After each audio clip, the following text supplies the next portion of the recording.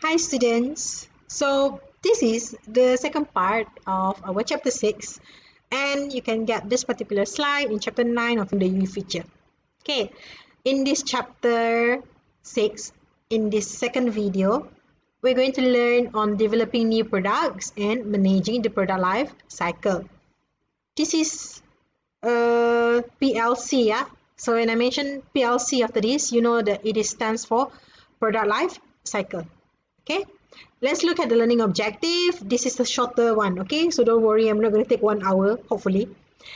All right, so the learning objective, the first one, in how companies find and develop new product ideas. Second, to learn on the steps of the new product development process, and then the major consideration in managing this process. Number 3, to describe the stages of the PLC and how marketing strategies change during the product life cycle. And lastly, to discuss 2 additional product issues, which the first one is on socially responsible product decision, and secondly, the international product and services marketing. So let's get started with the first learning objective, to explain how companies find and develop new product ideas. So do you ever think of such product, okay, and there's this one particular product, and then you will thought of where do people get the idea to produce the product, okay? So this is actually how, okay, first thing first, each company, they must be innovative, all right, because people keep on using the same product and people may want to get a better version of a product. Therefore, as a customers, you always demanding, okay, or wanted to have something new in your life, all right? So there are ways to obtain new products. First, through acquisition, okay, which refers to buying a whole company, okay, a patent or a license to produce someone else's product, or you can do new product development, which refers to the original products, okay, a product improvement or modification, okay, and new brands developed from the firm's own research and development. We are going to focus more on this second way to obtain new product, because acquisition is typically very straightforward. Okay, you think that, okay, I want to buy, like when Facebook bought over Instagram. Yeah, do you know that Facebook, instead of they come out with their own expertise, you know, the technical capabilities and everything, to create another platform for people to socialize and post their videos and photos, they thought of, never mind, I just buy Instagram. Like, after all, that company is good. And of course, if you want to buy another company, okay, buying a whole company is not cheap, yeah. It requires money. And I think you still remember the case where Mark Zuckerberg turned down Google when Google started to think that, okay, I want to buy Facebook. But Mark Zuckerberg do not want to sell Facebook. Okay, so that's when it's not that easy to do acquisition of a whole company lah, right? Or a patent, that means you already know there's a product, okay, or a brand, and then you want to use that brand, you want to have that brand, okay, that is when you actually buy a patent, right? Now we will focus on this new product development, okay, which there are 8 steps, yeah, 1, 2, 3, 4, 5, 6, 7, 8. Okay, 8 steps in the new product development process. This is where company start to produce a new product from scratch. Okay, from zero to hero, they call it, right? So the new product development starts with a good new product ideas, all right? And we're going to look into these ideas, whereby where can you get the ideas of new product? Okay, after you have the ideas, then you do some idea screening. You filter, is the idea is actually good or not, okay, and then you start to come up with the concept development and also testing, do marketing strategy development, you do business analysis, okay, and then you start to produce the product. This is product development steps, right? Next is test marketing, and lastly, commercialization, all right? So let's first look at idea generation. Okay, idea generation is a systematic search for new product ideas. Okay, the sources could be internal or external. Internal sources, which refers to the company's own formal research and development. management and staff, and also some intrapreneur programs. This is within the organization. So you get your staff to give some ideas, okay, or your researchers or your scientists, your engineers, right? Excuse me. I didn't manage to post the video, but never mind. Again, the internal sources meaning within the organization itself. But when you talk about external sources, the idea can come from outside companies, such as the feedbacks that customer gives. So customers say, why don't you produce things like this? Or customer complain on certain aspect of your current product. So from that complaint, you take it as a feedback, so right, where you can improvise your product and give them and offer them something better. So the idea comes from the customers or from your competitors. You see, that company, your competitors produce new product. You also want to produce similar thing like what they are producing, because a lot of customers want to buy that thing, all right? Or from your distributors, suppliers, or even outside the design firms. Outside design firms, not necessarily just from your competitors lah. It could be from the industry, okay, other industry as well.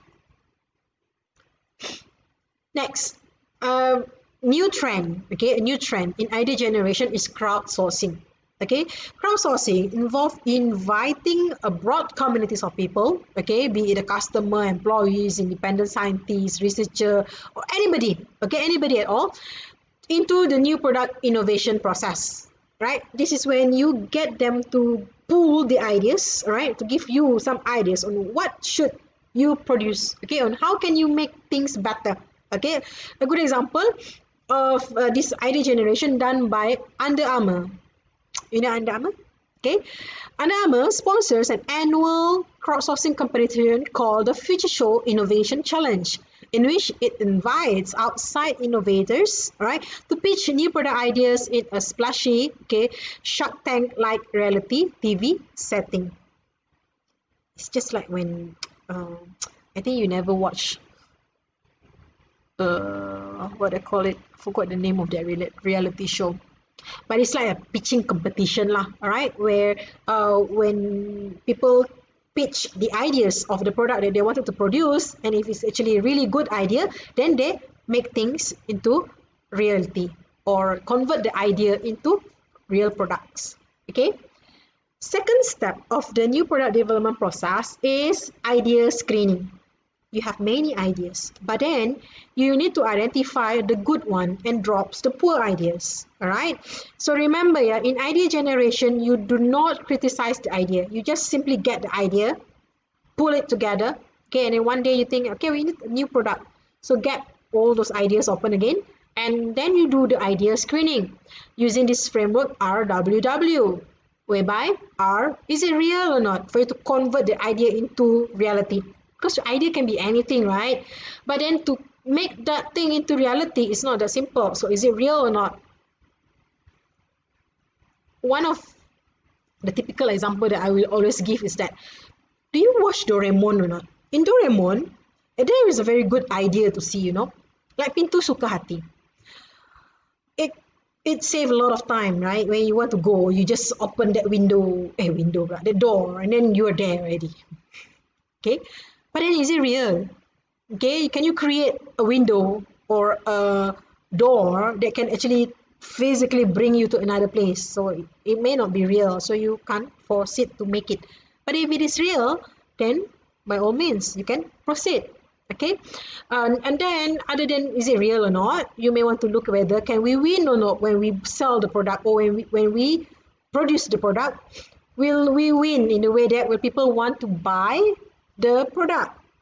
And then is it worth doing? Talking about the money that you need to spend, the cost that you need to incur in order for you to create the product, and how much will you actually sell the product. For example, the cost of making a product, okay, the whole batch, for example, takes you millions, okay, but when you sell it, it is just like 2 ringgit per item or per unit. Okay, so is it worth or not? You spend millions of dollars, and then for each unit sold, it's only a few ringgit. Okay, it may not be worth doing it. Okay, but if it is real and you can win and it is worth doing, then you move to the third step of this new product development process. Third step or third stage lah. right? Which is concept development and testing. In this process development and testing, you first need to create a product idea, okay? Which, you know, the idea first in idea generation, it could be just like an idea of a benefit of thing, you know. Of course, you will make sure that the idea is something to do with the value the customer want to purchase, the benefits of the product. So when you talk about product idea here, it is the idea for a possible product that the company can see itself offering to the market. So what is it? Is it a TV, okay, or is it a car, or is it a bicycle, is it food, okay, is it a chocolate or what, right? And then come up with a product concept, which is a detailed version of the idea stated in meaningful consumer terms. If it's a food, for example, say, okay, people want to get things that are on the go, okay? So the product idea is that a food that you can prepare it in very short term, right? And everybody can prepare it. That's it. That's the product idea. But product concept is a detailed version of it. What is it? Is it rice? What are the ingredients of the rice? What are inside the box? Okay, and so on. All right, so that is the product concept. Well, when you talk about product image, it is the way consumer will perceive of an actual or potential product. Okay, product image here, not a picture of a product. Okay, but how would people perceive? Okay, perceive on the actual or the potential product. Is it a healthy food? Okay, is it a good thing or not? Will it actually cause some collateral damages, right? Or if you use that, will it actually make people have some, you know, other side effects? So how will people perceive this person and so on? Okay, just like when they first come out with cosmetics, yeah, cosmetics. So the idea is that to make people beautiful. So what is the product concept? So you have the product concept whereby it actually makes people look brighter, nicer, bigger eyes, what do you call it? Flawless skin, and then what else? Nice lips and so on. All right. So the product image is that how will people perceive the cosmetics itself? Okay. Some people see cosmetic as something like so fake. I know I wear cosmetic, but I'm not fake. Okay. So yeah, but some people say, yeah, cosmetic actually an addition to your attire for women lah. Okay, it's like when you are all dressed up, but then no makeup, you are not all dressed well yet. Something like that. Okay, what will be the product image? Okay, next, after you have come up with that particular concept, okay, concept and test the concept lah, whether it's actually can be sold or not. All right, next is concept testing. Okay, whether you see people can accept the product or not. Okay, the testing part of the concept. Still, you don't have the real product yet.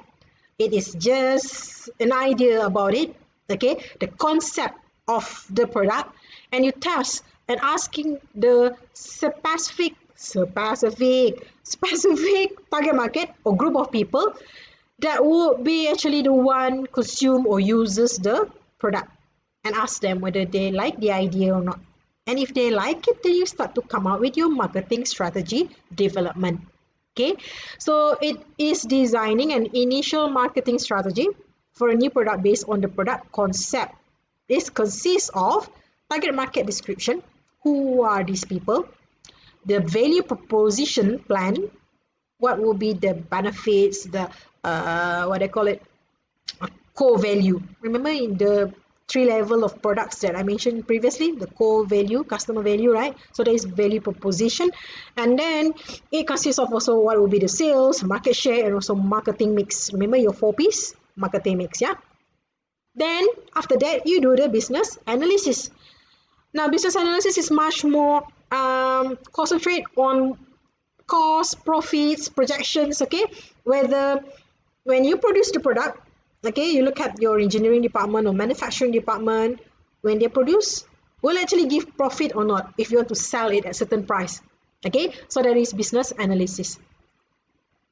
Then if it's actually good, okay, the projection is good, you will get a lot of profits, okay, customer will want to buy, how frequent will customer buy, how fast can you get the profit and so on, then you proceed to the product development stage. This is when you develop the physical product. Okay, so that you can actually make sure that the idea, the concept that you have in mind just now, okay, everything turn into a workable market offering. Okay, from idea into reality. This is product development. This is when the first you come out with the prototype. Okay, the prototype, prototype is like a real first version of the product.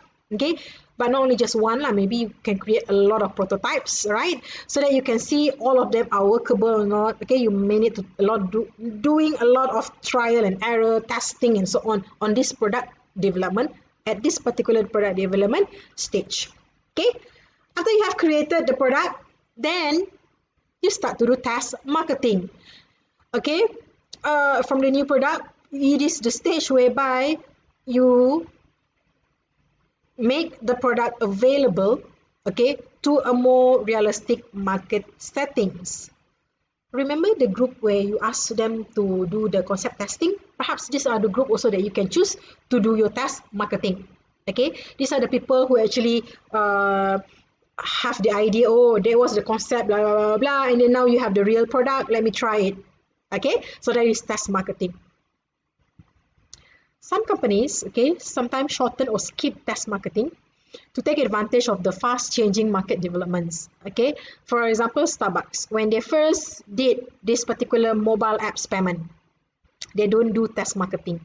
Okay, because they believe that people use their smartphone in many ways.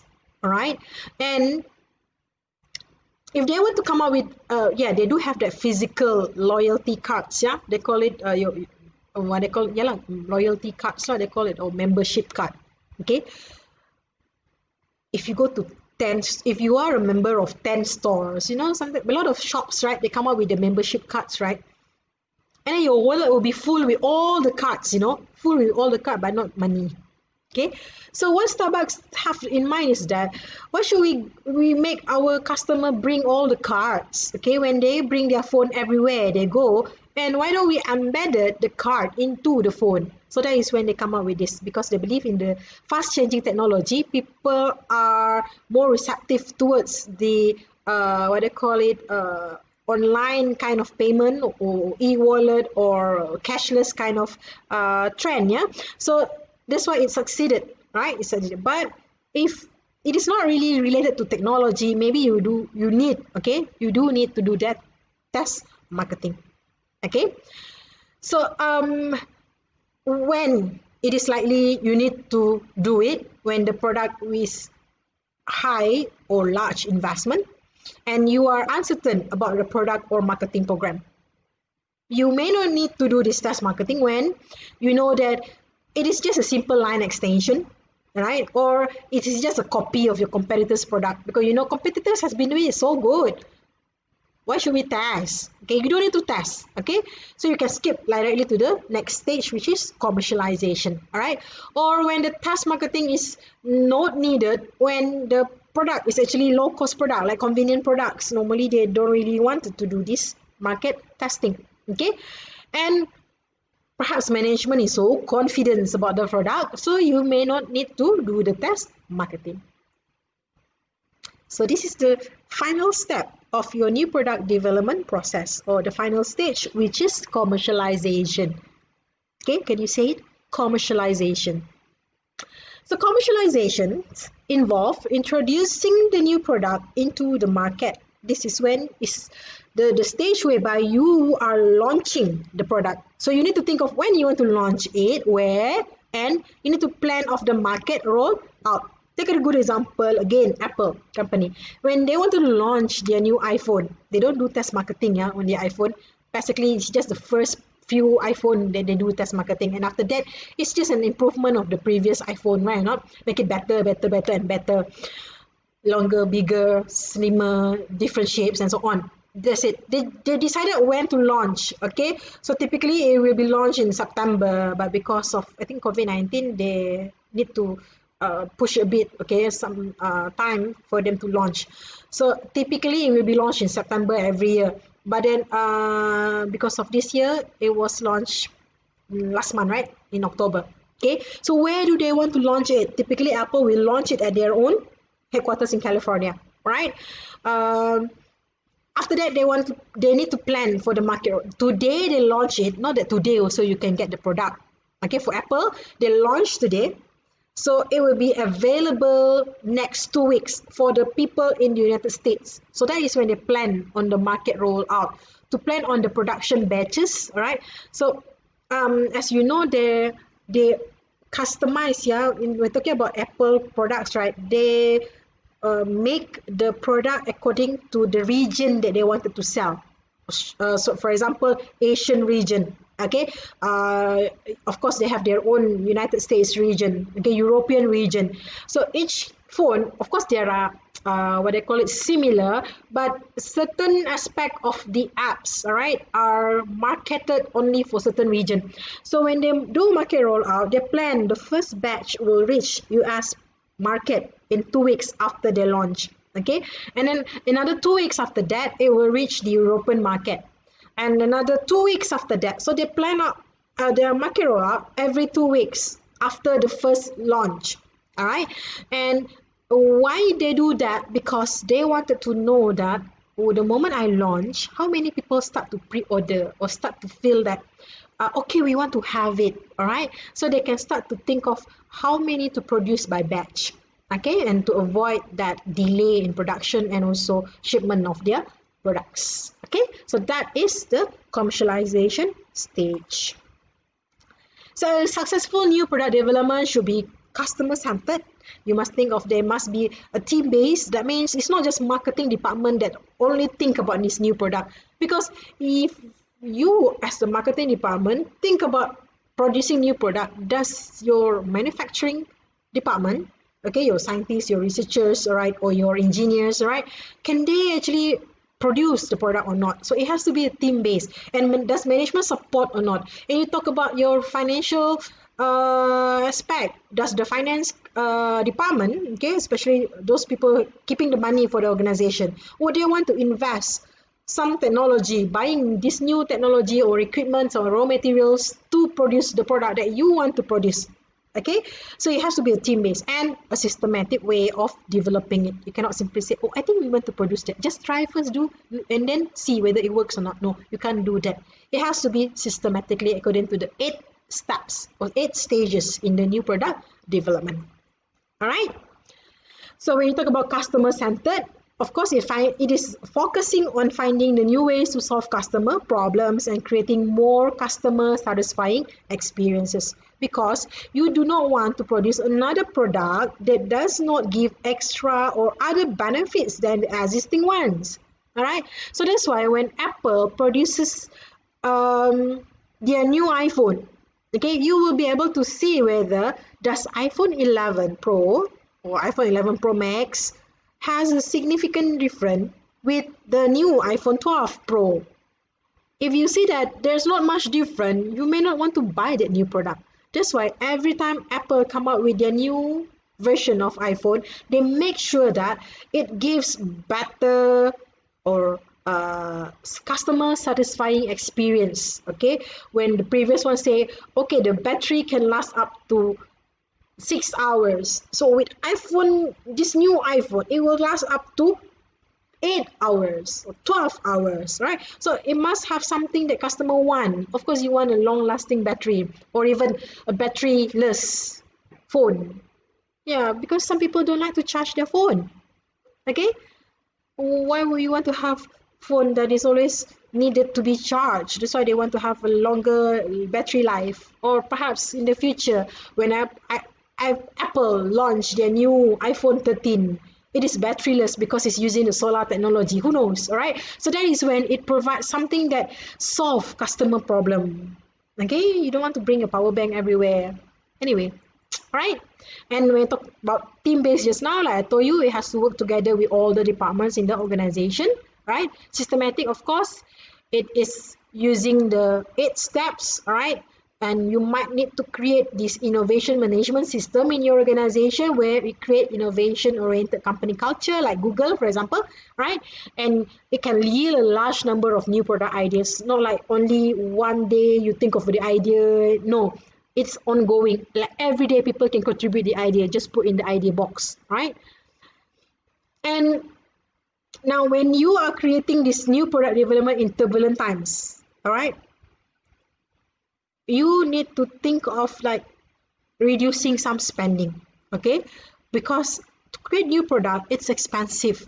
Okay, it's not cheap to create new products, all right? And make sure that the product can be less competitive, okay?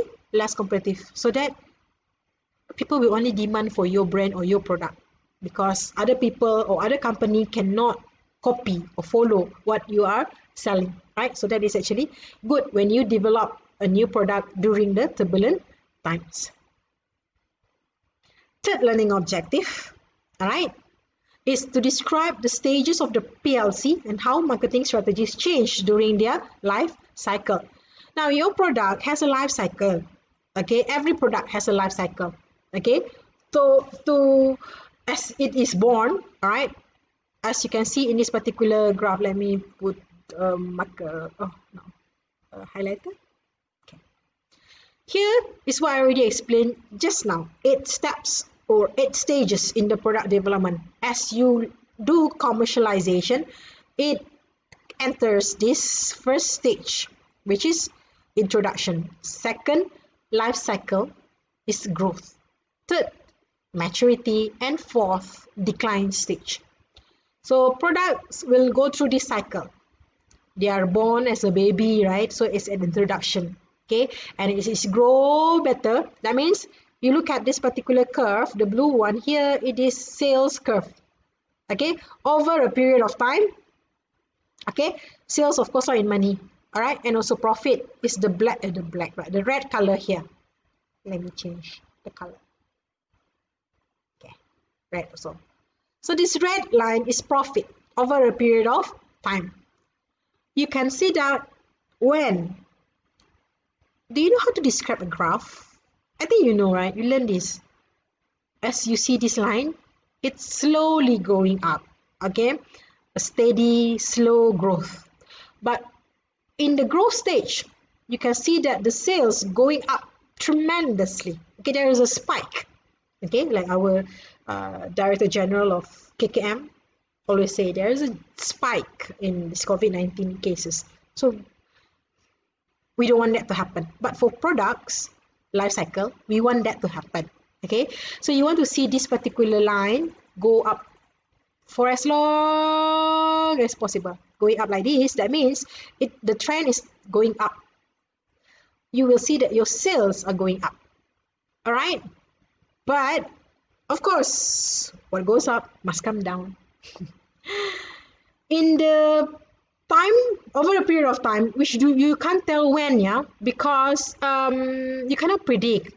Like you can't predict when you're gonna die also, isn't it? Right? Or when you will fall sick, right? Or when will your health deteriorate, right? Typically during the later time, but not necessarily later time, right? Some people die young, right? So janganlah buat banyak sangat dosa. Alright, so what happened is that when, assuming there is no this one, yeah, the sales starts to go up, and then there's a moment whereby the sales doesn't go up anymore. That means this is the time whereby the sale is at its peak.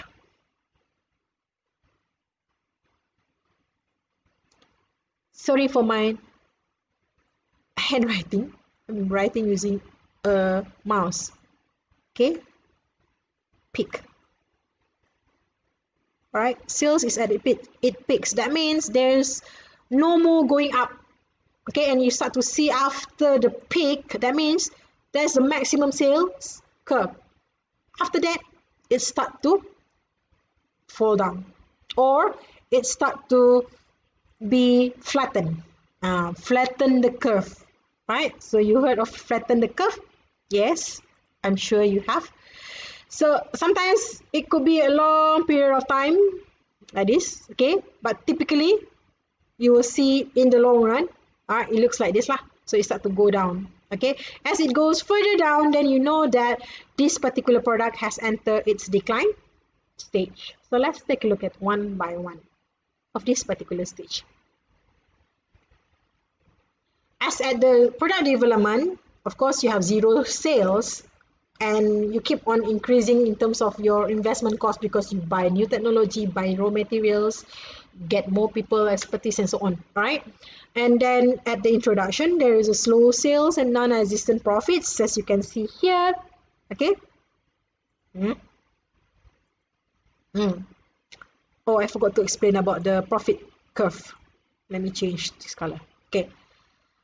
Here, profit negative. Only at the end of this introduction stage, you will see that profit starts to be positive. Okay, and it grow better according to sales. Of course, our profit is from the sales, right? And then at the maturity stage, and of course, as it go to the decline stage, it will also decrease. All right. So in growth stage, rapid market acceptance and increasing profit, okay, whereby you can see just now there is a spike. Remember spike? And then maturity, this is when you flatten the curve, right? Slow sales growth and profit level off, or towards the end or the decline stage. And as at the decline stage, you see sales falls off and profit will drop. All right. Let me show the laser pointer. All right. Next, let's go to each stage. This is the characteristics at each stage. At the introduction, slow sales growth, little or no profit. You need to do high distribution and promotion expenses because it's a new product. You are going to do a lot of distribution. That means you get a lot of sellers to sell your product, and you do a lot of promotion advertising to tell people there is a new product that you produce. In the growth stage, it is characterized by, as you know, spike, right? It started to increase tremendously or rapidly, okay? And as you are at your growth stage, your competitors are actually at their introductory stage or introduction stage, because as you launch new product, you are at introduction. Perhaps your competitor just realized, hey, there is a new product. We also want to produce that product. So they start to produce. As you enter growth, they just enter the market into their introduction stage. So new competitors start to enter the market. Your profits start to getting better. You start to achieve economies of scale. Consumers are educated because they already know how to use the product. They know about the product anymore now, right? You don't need to tell them how to use about the product and so on, but you just need to tell and persuasively get the customer to still buy your brand. Because as new competitors enter, they might offer something better at a cheaper price. But you need to tell your customer that you must buy from our brand. Okay? Normally, you will lower down your price so that you will attract more buyers. So that buyers will not buy from your competitors. Next is the maturity stage. Here, there is a slowdown in sales. Like I told you, there is where you flatten the curve. Alright, so we don't want to flatten the curve for product life cycle. Yeah, for COVID-19, yes, we want to flatten the curve. But for product life cycle, we somehow or other can't avoid this. Okay, eventually all the products will reach to this maturity stage. Right, you will see that the sales are started to slow down, as there are many suppliers, many more substitutes coming in, right? And you start to have overcapacity because you keep on produce, but then sales are not that much, not going up. Remember, you have flattened the curve, so you have overcapacity. Okay, overcapacity means excessive products that you produce, and you need to slow down your production. So when you started to slow down production, then it will incur a lot of problems later on because inefficiency happen. Okay, so what you normally do during the maturity stage is to increase your promotion. Okay, so that people remember, hey, there is still this product, come on, buy the product. Okay, and your R&D is research and development team. Yeah, research and development activities, okay, need to be done to support the sales and also profit, okay, by looking at how can you improve the current product, okay, and make people still buy the product. And lastly, every human being will die. So everything that is born will also have to die. So maturity stage is towards the end of the cycle or the end of the life of that particular product. Okay, so you can do modification to avoid the end of the life of your product. Okay, you can modify the market, modify the product, or even modify the marketing mix. How do you modify the market? Alright, fine, this particular market no longer want to buy our product, it is not new to them anymore. You go to another place whereby that product is never been in the market yet. So you offer them as a new product. So now that particular market consider your product as new. Alright, or you can modify the product, okay, keep on improving the product. That is what happened to Maggi. You know, Maggi instant noodle, it has been years, okay, so many years already. Instant noodle Maggi mee, like how you panggil Maggi mee, okay, the Maggi is in the market.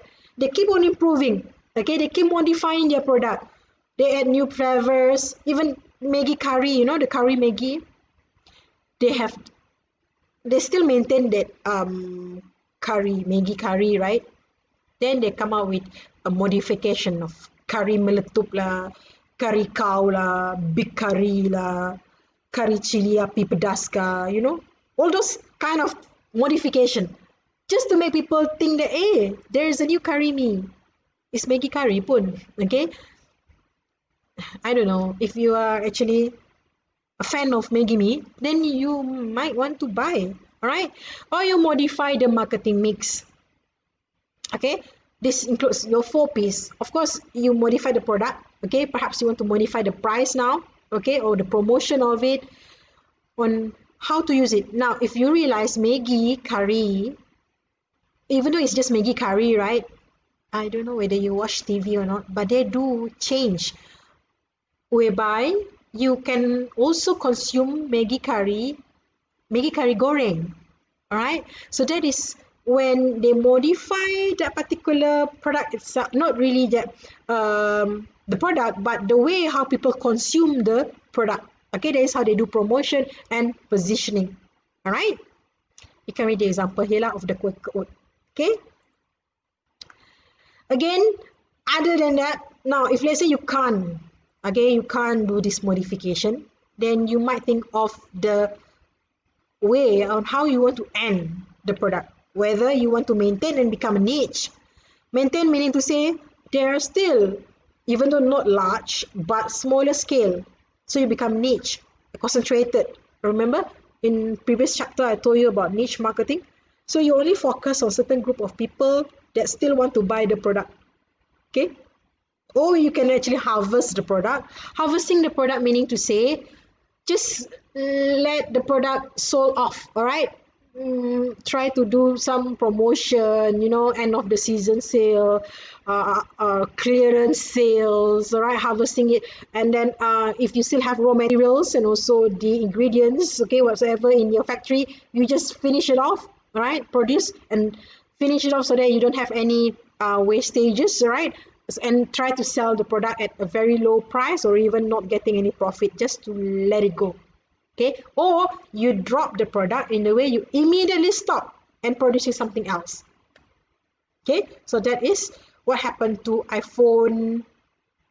As iPhone 12 is being launched, they drop iPhone 11 production. Yeah, they don't produce anymore because to them iPhone 11 has already at the decline stage, are going to die because you have iPhone 12 now. So you don't produce iPhone 11 and iPhone 12 anymore, right? So you just finish off whatever have after you have finished planning for the market rollout for iPhone 11, right?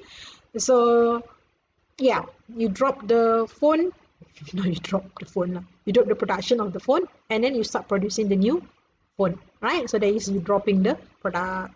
So here you can see the summary of the product life cycle characteristics, objective, and also strategy. I may not want to go through all of this one by one because actually it's just a summary. All right. Here on the strategies, okay, the continuation, right? Okay, last part of this chapter 6. To discuss the 2 additional product issues, which is on the socially responsible product decision and international product. Okay. As you know, socially responsible kind of concept is being so important and becoming more and more the trend of a lot of companies nowadays. Okay, public policy and regulations regarding this developing and dropping products, patents, right? The quality, safety of the product, especially the safety of the product. Yeah, and then product warranties should be considered carefully.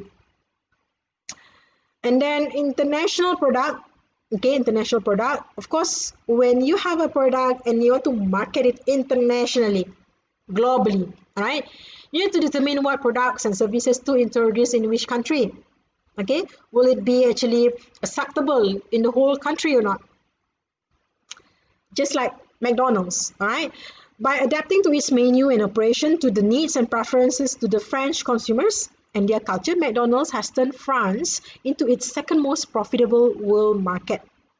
Okay, KFC, for example, because they want to sell in Malaysia, they start to think that Malaysian like something that is hot and spicy. So that's why in Malaysia they come out with the hot and spicy chicken. Okay, because if you go to US, you order KFC, you don't ask for hot and spicy chicken. They don't have that. They only have the original recipe of Kentucky Fried Chicken. Okay, other than that, you may need to think about the standardization or customization of the product. Remember when you do local marketing, okay, local marketing, you need to understand like cars, whether it is a left side drivers or right side drivers, right? You need to make sure that the product are according, okay, to certain aspect of that particular country. Okay, as you normally you look at the region or not really country but region, normally by region. If you are international company, all right, you look at the region, Asia, maybe you want to go Southeast Asia, right? American markets, okay, and so on, right? And you may also need to look in terms of the packaging and labeling. Okay, packaging, certain packaging are acceptable or sufficient for certain climate at certain country. Okay, but for packaging in other country, it may not be suitable or sufficient. Okay, for example, if you realize packaging of our chocolates, yeah. Wait, let me find you a chocolate. Okay, so packaging of a chocolate. This one is a Cadbury milk. Terbalik lah pula. Okay, like this. I know it looks terbalik in the picture. Now, in Malaysia, the packaging has to be with this aluminium foil. Aluminium foil. Why? Because of our climate, our weather. We have high humidity. Okay, humid. And it's of course hot, right? So you can't really use just pepper and then put the chocolate in and then that's it, package it like that. All right. If you go to European countries, especially European countries lah, or no, US, because there was one time my friend bought for me chocolate from US. So when you come to Malaysia, the chocolate is covered using pepper. You know pepper wrapper, kertas, okay, and that's it.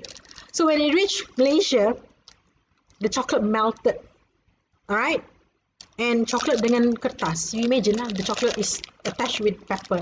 So it is so nice. Okay, the chocolate was nice.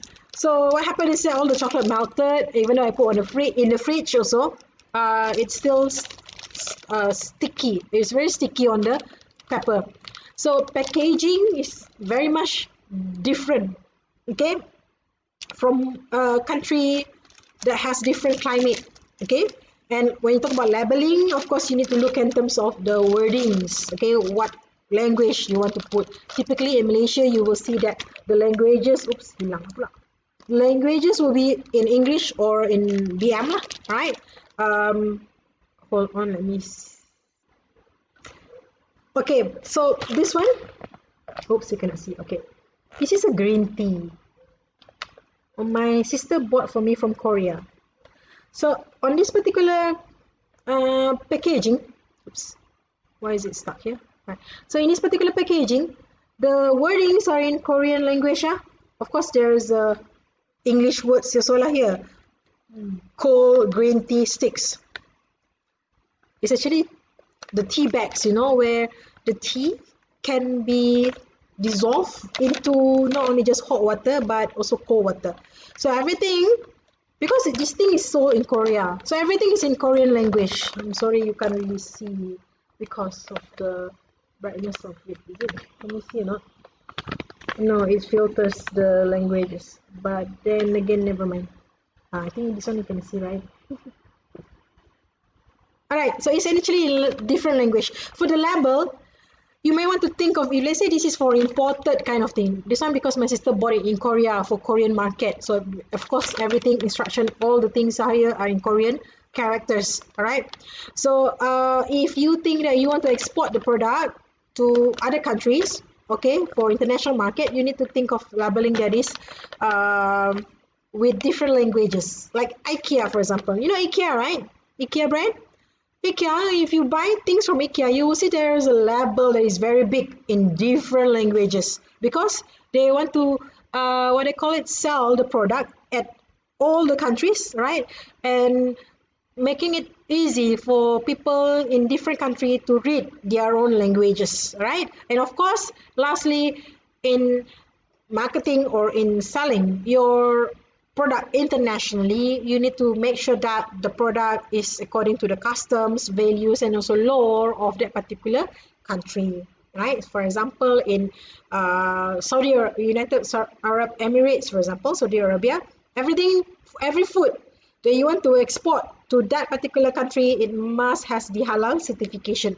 All right, the customs. When McDonald's go to India, okay, they need to understand that those people in India, a lot of them are Hindus. And Hindus, they don't eat beef because they believe the cow is their goddess, right? So what happened when they follow the custom, instead of offering the Big Mac, double cheeseburger, all in by using the beef patties, right? They change that to fish, chicken, and also vegetables. So that's why in India you can have make veggies, right? A lot of vegetables burger because many Hindus are vegetarians, okay? And the laws, okay, for example, in Brunei, there is nearest to us, right? You can't sell alcohol drinks in Brunei, so because according to their law, you can't sell any alcohol beverages in Brunei. So that is according to their law, all right? Okay, so that's it on chapter 6. Sorry. I think, yeah, there are a lot of explanation that is needed to be done in this particular chapter. What is this? Do you want to keep the ink? No, this card. Okay, so I hope you are able to understand everything. And if you have any questions, please don't forget. You can ask me in the chat comment or ask me in our Telegram channel. Alright, thank you guys. Take care. Stay safe and I'll see you. No, you see me in the next video for chapter 7 next 2 weeks. Okay, bye bye.